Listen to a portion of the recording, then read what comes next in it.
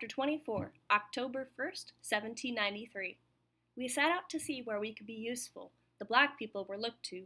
We then offered our services in the public papers by advertising that we would remove the dead and procure nurses. Richard Allen and Absalom Jones, a narrative of the proceedings of the black people during the late awful calamity in Philadelphia in the year 1793. The sights and smells of Eliza's patients were no worse than Bush Hill, but I was not prepared for the heartache. Walking into the homes of strangers, sitting on their furniture and drying the tears of their children, was harder than cleaning up the sick. A dying woman in a cot surrounded by strangers was sorrowful, but a dying woman surrounded by her children, her handiwork, the home where she worked so hard, left me in tears. We left the house at first light and sometimes did not return until dark. Joseph kept the children busy in his shop and had supper ready for us when we stumbled home. After a few days of coolness, the sun blazed with heat again, and the air was thick with moisture and infection. The calendar said October, but it felt like July. Rumors washed over the city. The fever had ended. The fever started again. A shipload of sick people was coming upriver. A cure had been found. No cure was available. An earthquake in the countryside left people saying the end of the world was at hand. The wells had been poisoned. The British were coming. I would have despaired of the hopelessness and confusion. Eliza dismissed the wild tales with a shake of her head. They may be true, she said, but we have work to do. Come now, Mattie. One boarding house facing the Delaware River had a sick sailor in nearly every room. We went from patient to patient, checking their condition and feeding weak broth to those who had the strength to swallow. The sailors babbled in their own languages, afraid to die on the wrong side of the ocean, in a world far away from people who knew their names. The vinegar-soaked cloth tied around my nose could not shield me from the stench of the dying men who baked in the old house. On our way out, Eliza accepted a basket of dry bread from the woman who ran the boarding house. "That's nearly the last of the flour," the woman said. "It'll be sawdust after this, just like the war."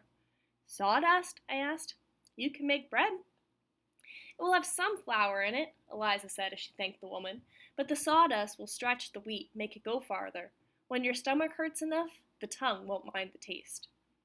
At Barrett's apothecary, Eliza purchased jalep and boa tea. I walked around the shop while Eliza argued with the owner about his prices. Grandfather used to bring me to Barrett's to buy soft-shell almonds and figs from the big barrel. This was the kind of shop I had always dreamed of. Back then, the shelves had been crowded with colored glass jars, wooden boxes, casks, and bags, all labeled with spidery handwriting of Mr. Barrett.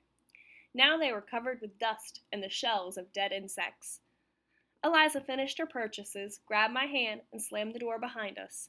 "He's a scurrilous dog, that man," she muttered. "Why do you say that? He seemed friendly enough.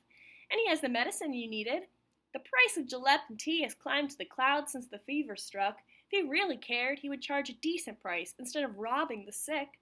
Pharmacists and coffin makers are the only people who profit from this plague." "Don't forget the thieves," I added. Eliza made a noise in her throat and squinted at the house numbers. "We are going to number 30, the Sharp family. They could have left for the country long ago, but he's a merchant and didn't want to leave the business. Then a servant girl came down with the fever, and Sharp's wife wouldn't abandon the girl, bless her." "What happened?" "The servant girl recovered, but Mr. Sharp died. His mind went before the end, and he raged throughout the house like a mad bull, destroying all he touched. Mrs. Sharp suffered a mild case, but is back on her feet again. She fears for her son and daughter. They are both ill in bed. Here it is." Eliza headed straight for the stairs that led to the bedchambers overhead, but I stopped in the front hall to stare. The furniture lay in heaps of splintered wood and feathers. A looking-glass had been dashed to thousands of pieces, and the gilt frame torn apart. The curtains were torn from the windows, and a door was nearly ripped off its hinges. Mr. Sharp did not go gently to his grave. "Stop dawdling, Mattie," Eliza called from overhead. "Stoke the fire and set a pot of water to boil. Then come up here and fetch these dirty sheets." We spent the day caring for the Sharp children and reviving Mrs. Sharp, who fainted when the doctor bled both children. After the sun had fallen beneath the rooftops, we arrived at the Colburn house in time to see the body of the last Colburn taken out to the death cart. Eliza dragged me inside, saying we still had an obligation to wash down the sick room. We closed the door behind us when the western sky was shot through with the last pewter and gold rays of the day. "You go on home, Mattie. You need a good meal and a rest," Eliza said. I only have one more house on this list. Tell Joseph that I'll be along just as soon as I'm finished. No, I said firmly. I'm not going anywhere. The work will go faster if you have me there, and you shouldn't walk home alone after dark. Eliza raised an eyebrow.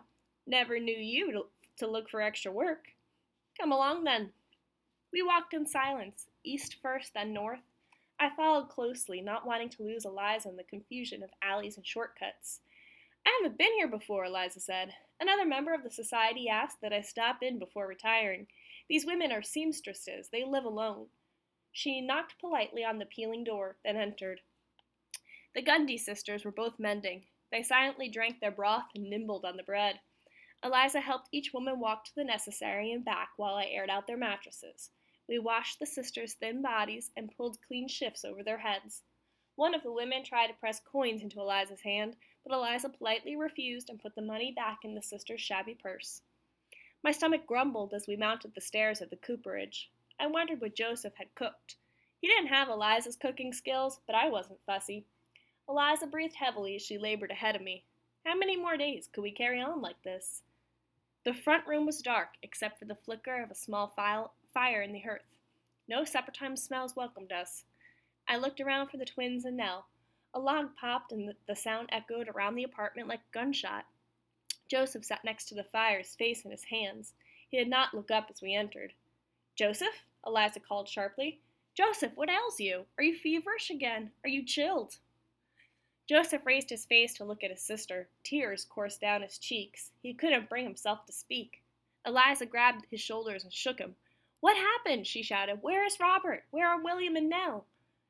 Joseph wiped the back of his hand across his eyes. I stepped back from the sadness in his face. It filled the room and threatened to pull me in. He pointed to the bedchamber. The twins lay next to each other on the bed, their eyes closed. They panted heavily as if they had just come in from a romp outside. Nell lay on her pallet on the floor. She was feverish, but slept soundly. Oh, sweet Jesus, not these little boys, cried Eliza. Open that window farther, Maddie. We need some air in here. It's already open all the way, I answered. It can't be, Eliza snapped. It's hot enough to roast a duck in here. She shouldered me aside and pushed the sash herself. It would go no farther. Do you want me to boil water? I asked. Yes. No. Eliza spun so that her skirts flared and clenched her fists against her head. We can't have a fire in here. The boys won't be able to breathe if it gets any hotter. Dear God, why take these children? I promised I wouldn't let them die. I stood in the doorway, not sure what to do next. Joseph hadn't moved from his stool. Robert moaned and reached out his arm until he found William. Eliza sat down and stroked Robert's forehead. She squeezed her eyes and covered her mouth as she struggled to control her anguish. It's cooler up at Bush Hill, I said. They don't have room, Eliza said fiercely. But it's cooler there, I repeated. The rooms have many windows that catch the wind. It's clean and they have French physicians. Eliza shook her head. We have to do it ourselves. We will find a way to make them well again. I looked across the small room. The sound of the river came through the tiny window, along with a distant echo of voices. Windows, I thought. Windows and empty rooms. Away from the river, away from the worst heat.